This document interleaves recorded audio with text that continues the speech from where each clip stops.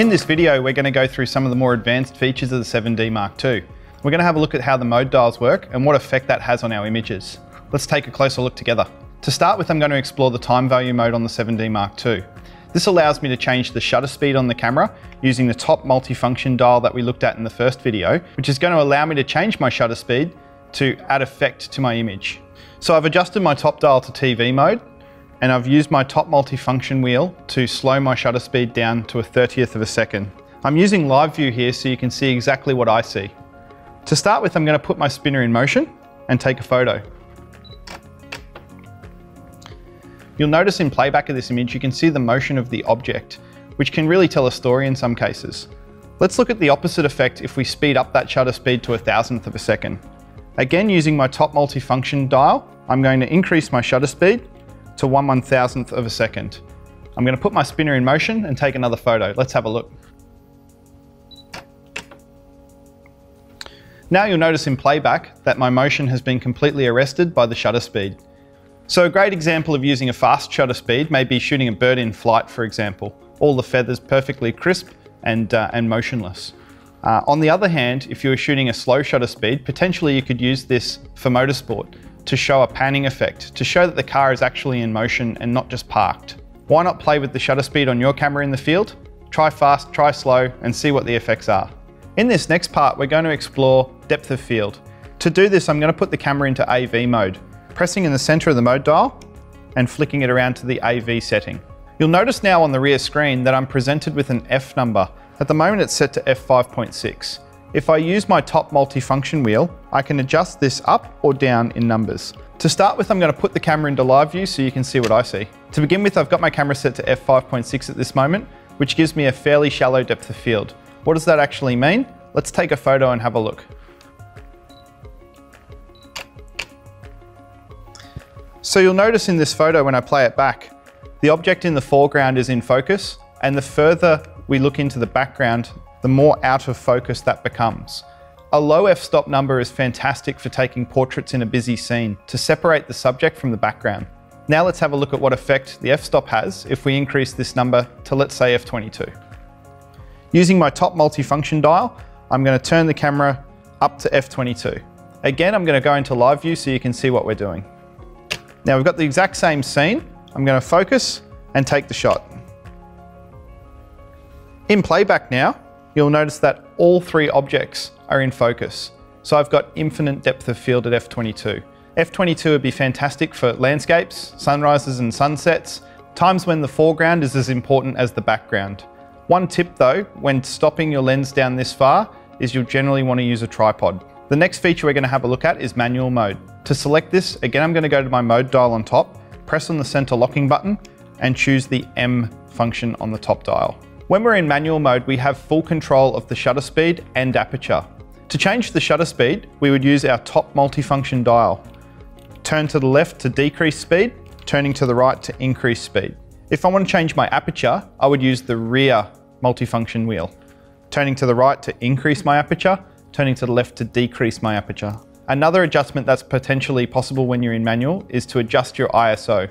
To do this, we would use the top ISO key.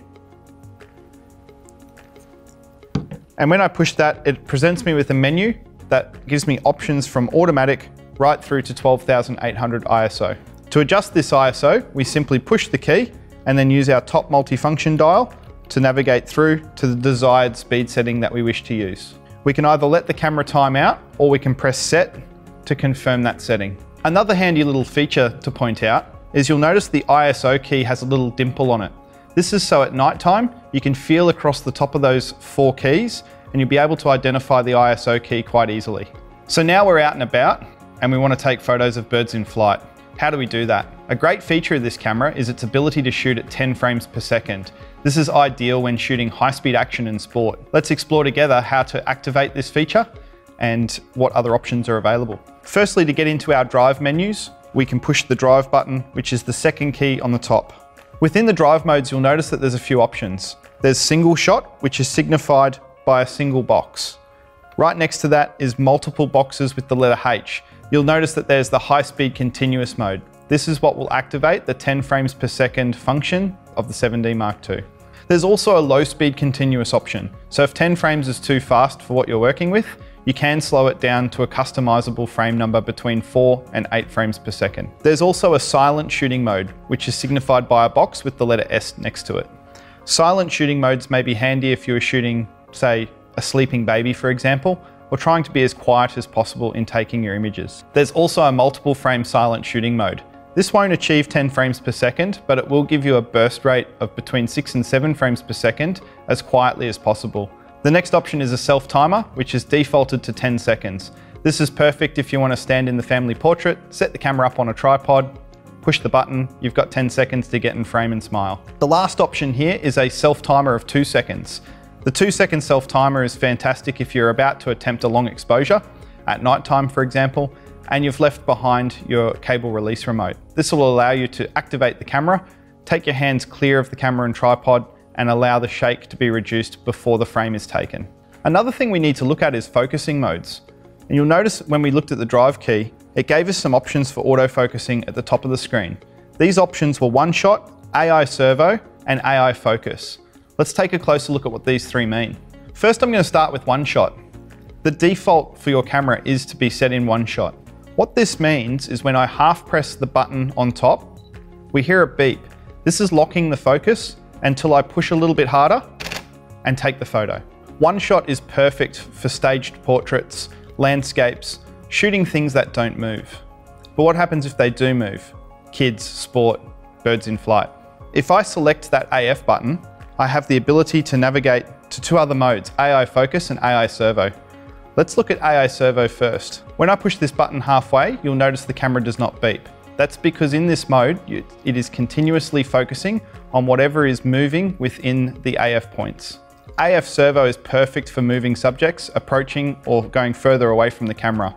Perfect for shooting on the sidelines at a game of football or something that's moving in the distance. The last option in here is AI focus. AI focus is a hybrid mode between one shot and AI servo.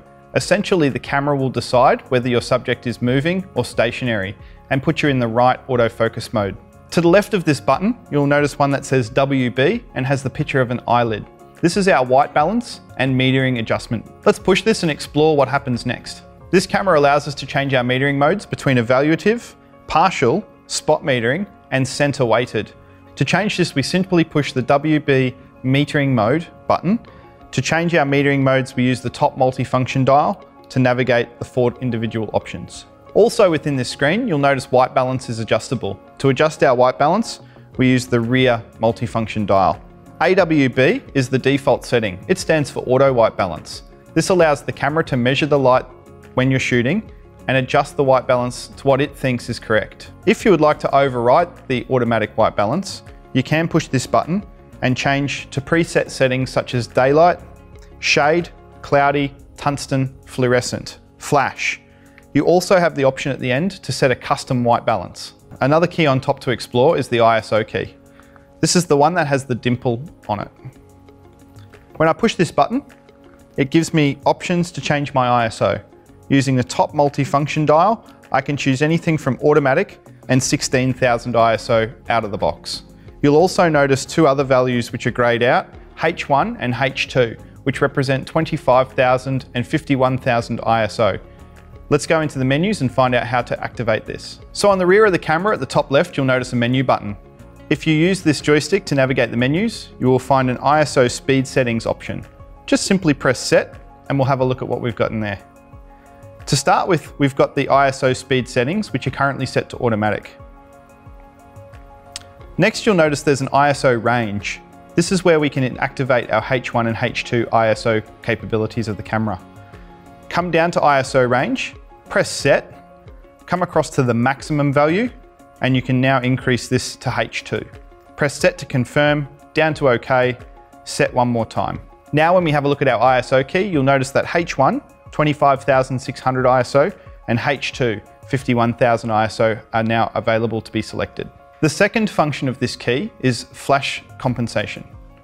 By using this button, we can activate the screen, and we can then use the rear wheel to increase or decrease how much output we get from our inbuilt flash.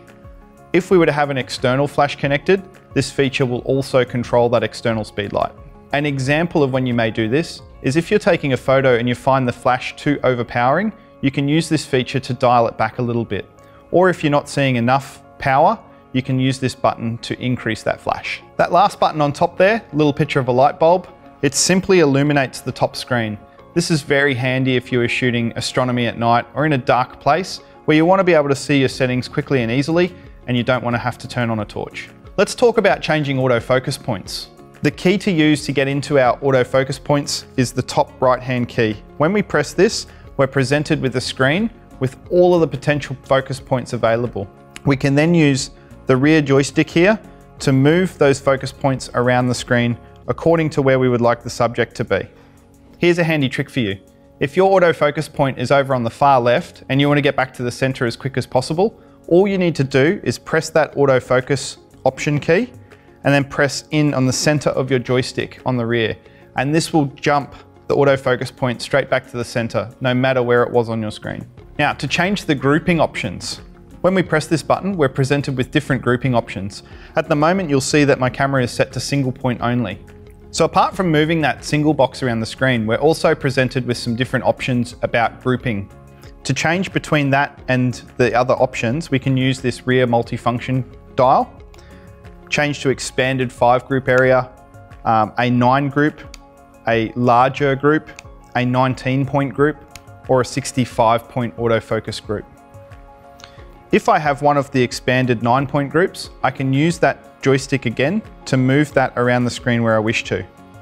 Again, we can use the shortcut pushing in on the center of the stick to jump straight back to the center if we need to. These expanded groups are handy if you're shooting action and you're not quite sure which way the subject's going to go. You can increase that group to increase your chances of getting the shot. Like many of the EOS models, the 7D Mark II will also shoot video. Let's have a look at what buttons we need to use to get into these modes.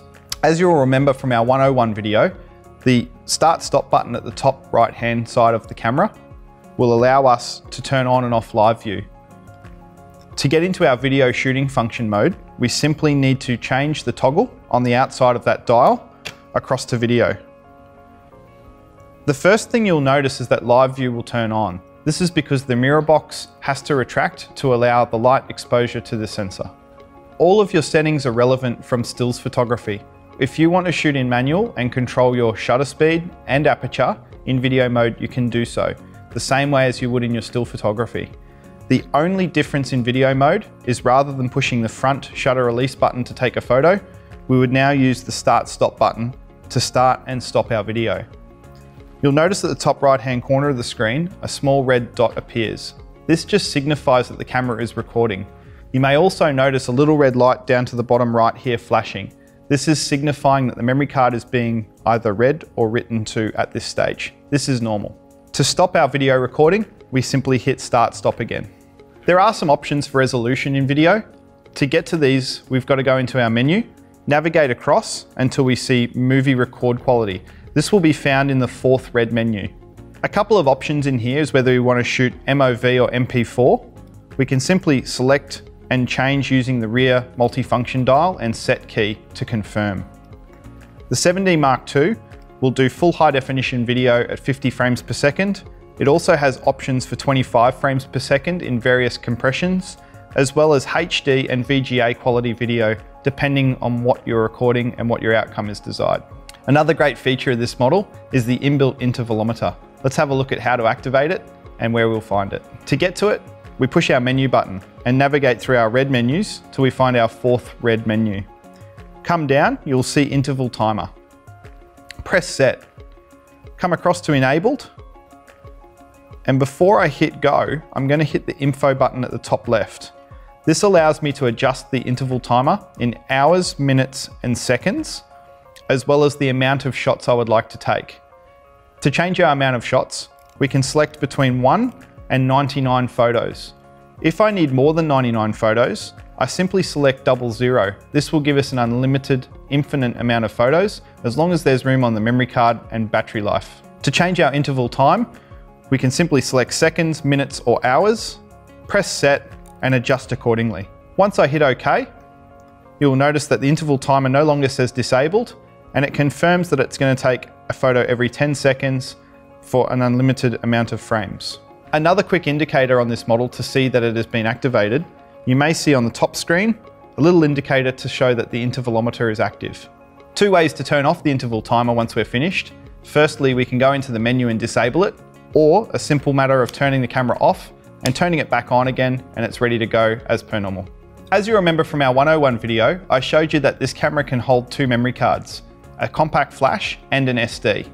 Let's go through the menu system and have a look at the options about saving to both cards or saving to each card individually. To access this option, we need to use the menu key, navigate across to our yellow menus, and it'll be the very first item on our yellow menus.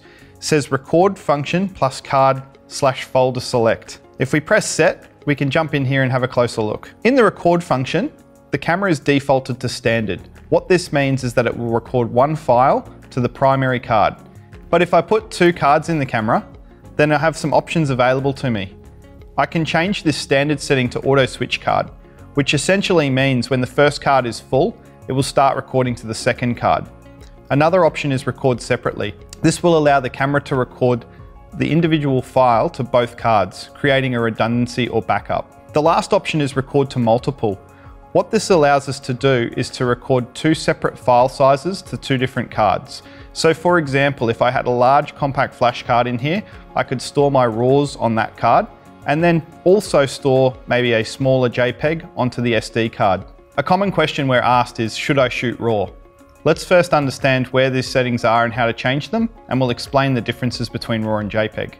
To get into our camera's image quality settings, we go into our menu, and it is the very first red menu option. It says image quality. If I press set, it allows me to go and have a look at the different sized RAW files and JPEG options that I can save to my memory card. Firstly, to change our RAW file size, we use our top multifunction wheel to navigate between turning RAW off, RAW on, medium or small RAW. To change our JPEG options, we use the rear multifunction wheel to change between large JPEG, medium and small. A quick explanation of the difference between RAW and JPEG is a JPEG file is pre-compressed by the camera, as where a RAW file takes all of the data recorded by the sensor to the memory card. A lot of people choose to shoot RAW photos if they are post-processing their images in third-party software. That way they can get exactly what they want out of the image. To play back our images and have a look at what we've taken so far, we can hit the play button down the bottom left-hand corner of the camera. To navigate our photos to start with, we can just use the rear wheel to go forwards and backwards in time, one frame at a time. If I was to use the top wheel, I would navigate through the photos 10 frames at a time. This could help scrub to a certain point within your library that you'd like to slow down and have a look at the individual photos. Another feature within Play is we can actually magnify and have a closer look at the image to double check focus or even look at some of the minor details. To do this, we simply hit the magnifying glass button, which is located directly above the playback button. To magnify further, we can use the top multifunction wheel to zoom in. We can then use the joystick up, down, left, right to navigate through the image to see greater detail. Again, to zoom out, simply use the top multifunction dial to turn to the left. When finished, you can either hit the playback button again, or you can simply tap the shutter to take another photo. A lot of people like to change some of the functions on their 7D Mark II. Let's have a quick look at the custom functions on this model and some of the options that are available to change. There's a couple of ways to get to our custom functions menus. Firstly, we can go through the menu key, navigate across into our custom functions, which you will find over in the setup of the camera in the orange settings, custom controls. A quicker way to get to this custom controls menu is to use our Q button, navigate across to the picture of the camera with the three lines. Press set, it'll take us straight to our custom controls menu. Very quick and easy access. It'll allow us to change settings and get back to shooting as soon as possible. One of the most popular changes that people like to do to their 7D Mark II is disable the front button autofocus and rely solely on rear AF, also known as AF on. To do this, we go into our custom controls menu, select the very first option, which currently says AF, and we change the shutter button half press function to metering start. Set to confirm, and we're ready to shoot. What this means is that now the half button press on the shutter will no longer autofocus the camera. It's relying on you to use your right rear thumb to hold down the AF on button to gain focus. Essentially in this custom controls menu, it's up to you to navigate through to have a look at some of the options. But what we can do in here is we can essentially assign a task to any of the keys that we've explained in this video. For example, I mentioned this rear multifunction dial, which is exclusive to the 7D Mark II. We can actually go in here and change that dial. As default, it's set to off, but we can change that dial's function to direct our AF point selection, to do our exposure locking, exposure holding. We can select different autofocus points, or in my case, I set mine to adjust the ISO. Again, to get out of these menus, we can either push the menu button to go backwards or simply tap the shutter button to continue shooting. So what happens if it all goes wrong? If you've played with the custom functions and you're not quite sure what happened, we can always reset the camera back to factory defaults. To do this, follow me into the menus now. What we've got to do is navigate through our menus until we get into our fourth yellow menu, where you will find an option that says clear all camera settings. Press set, come across to OK to confirm. The camera will say it's busy for a couple of seconds, and then we're ready to start shooting again. Be aware that clearing all camera settings resets all of your custom functions. If you want to specifically just clear the custom functions that you may have played with, again, let's jump into the menu and navigate with me. Come across into the orange menus, and the very last orange menu, you will find clear all custom functions. Press set, come across to OK, set one more time. And what that will do is it will just set up all of those custom functions back like it was the day that you pulled it out of the box. So next we're going to have a look at the bulb timer function of this model. To get into bulb mode to start with, I'm going to use my top mode dial and select the letter B. A quick explanation of what bulb mode is. It's for an extended exposure that's going to be longer than 30 seconds. If we were to shoot anything 30 seconds or less, we can cover this in TV or manual modes quite easily. But if I have some filters on the camera and I want to expose the sensor for potentially 2, 3 or 4 minutes, I need to select the bulb function mode. On previous models, this would require an external release cable to be activated and released manually. This model, however, has an inbuilt bulb timer. Let's navigate the menus together to find out how to set this. So you'll see on the rear screen, I am in bulb mode. All I've got to do is hit menu, navigate across in our red menus until you see the function bulb timer. Press set to enable this timer. Before I hit OK one more time, I have the option to push the info button and change the length of time of my timer. So let's change this to a minute. I can go anywhere up to multiple hours, minutes and seconds. Once I've got to my desired time, I come down, press OK to confirm. You'll now notice in the menu it has bulb timer set to 1 minute. Another indicator is on the top screen. You'll see a small bulb timer symbol appear. This means when I press the shutter to release the frame, it will time for 1 minute and then stop. To take the camera out of bulb timer, I can go back into the menu and disable it, or simply once again, turn the camera off and turn the camera back on to clear that bulb timer, and I'm ready to shoot again. Like all EOS Canon cameras, there are my picture style settings. The 7D Mark II has a quick button to access these. Up the top left, you'll notice a picture of a paintbrush. If we press this button, we have access to 3 creative modes. Let's look at my picture styles first. The my picture style settings on this camera offer settings such as automatic, standard, portrait, landscape, neutral, and faithful. What does this mean? Essentially, each of these picture styles adjust the saturation, contrast, and sharpness of the photos that you are taking. So for example, if you like a flat file, you may select neutral, which doesn't amplify any of these signals. However, if you're shooting some nice sunsets and sunrises, you may choose the landscape feature, which will increase the contrast on the saved file. Another popular picture style to navigate is to monochrome. This will take black and white photos in essence. There is a little further information that you can add to your monochrome settings though. By hitting info, you can now custom change your sharpness, your contrast. You can even add filter effects. The filter effects can be explored to select a certain color to amplify, which adds a new dimension to your black and white photography. Thanks for watching this video on the 7D Mark II. I hope it's helped you understand a few more of the buttons and functions that are available on this camera, and that you take this information out into the field. Happy shooting.